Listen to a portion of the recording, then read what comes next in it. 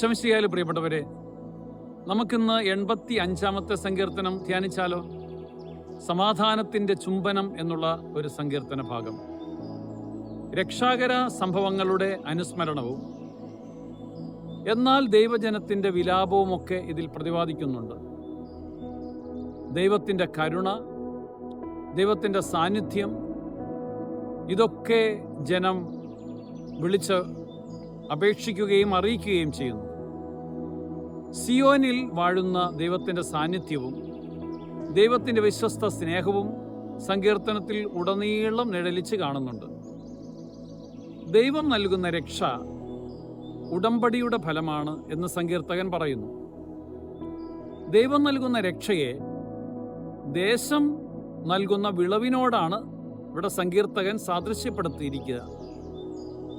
ദൈവം തന്നെ തൻ്റെ രക്ഷയെ സമീപസ്ഥമായി നൽകുന്നവനാണ്. കാരണം ദൈവത്തെ ഭയപ്പെടുന്നവർക്കാണ് അവിടുത്തെ രക്ഷയെ സമീപസ്ഥമാക്കി നൽകുന്നത്. അതുകൊണ്ട് ദൈവത്തിൻ്റെ നന്മകളെ മനുഷ്യൻ നിരന്തരം അനുസ്മരിക്കണം എന്നാണ് സങ്കീർത്തകൻ പറയുന്നത്.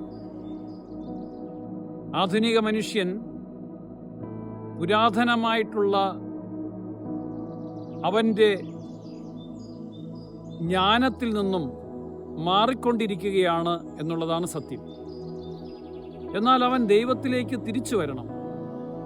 ദൈവത്തിലാണ് യഥാർത്ഥ ജ്ഞാനം, ദൈവത്തിലാണ് യഥാർത്ഥ ശക്തി, സമാധാനം നിലകൊള്ളുന്നത്.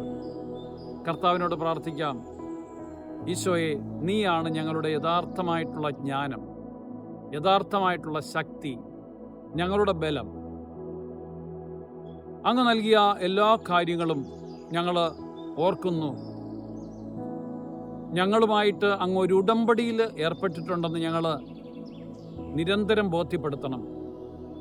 മനുഷ്യൻ ഉടമ്പടിയുടെ ഒരു പ്രതീകമാണ്.